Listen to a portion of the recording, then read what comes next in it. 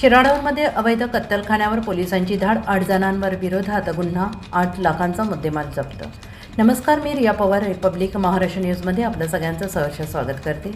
आणि बातमी आहे कळंब तालुक्यातून आमचे प्रतिनिधी राहुल पाटील यांच्याकडून. पाहूया सविस्तरपणे. कळंब तालुक्यातील शिराढोण परिसरात सुरू असलेल्या अवैध कत्तलखान्यावर शिराढोण पोलिसांनी धाड टाकून मोठी कारवाई केली.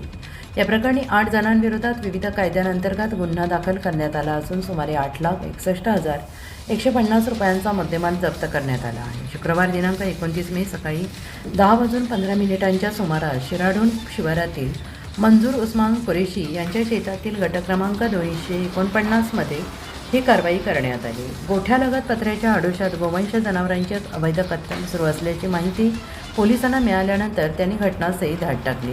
या कारवाई दरम्यान आरोपी गोवंश जनावरांची कत्तल करताना आढळून आले. तसेच कत्तलीसाठी आणलेल्या 5 गोवंश जनावरांना कोणताही चारा पाण्याची व्यवस्था न करता बांधून ठेवण्यात आल्याचं निदर्शनास आलं. या प्रकरणी मंजूर उस्मान कुरेशी वय 40, आयुब इसाक कुरेशी वय 68, खयूम आयुब कुरेशी वय 40, सिकंदरा गुलाम मोहिद्दीन कुरेशी 52, सिद्दीक हमीद कुरेशी वय 35, मुख्तार उस्मान कुरेशी 48, युनुस पाशा कुरेशी 32 आणि मुस्तफा उर्फ बबलू नसीर शेख 20 सर्व राणा शिराढोण तालुका कळंब यांच्या विरोधात गुन्हा दाखल करण्यात आला आहे. आणि आरोपींवर भारतीय न्याय संहिता कलम 325 प्राण्यांना क्रूरतेने वागवण्यास प्रतिबंध अधिनियम 1960 कलम 11(1) ज तसेच महाराष्ट्र प्राणी संरक्षण अधिनियम 1976 कलम 5(ब) क अन्वये कायदेशीर कारवाई करण्यात आली आहे.